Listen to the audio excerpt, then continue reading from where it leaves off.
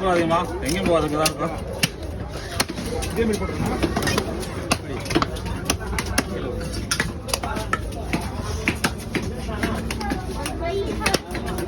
வருமா வருமா மீனிங் தான் குழம்பு இருக்குது. பெருசாக இருக்குல்ல, பட்டெல்லாம் கொஞ்சம் ருசிலாம் கரெக்டாக இருக்கு. மீன்லாம் ஒன்றும் இல்லை, அதுவும் மீன் தான் இருக்கு. கொஞ்சம் குழம்பு இல்லைம்மா, ரொம்ப குழம்பு ஒன்றும் ஆகாது.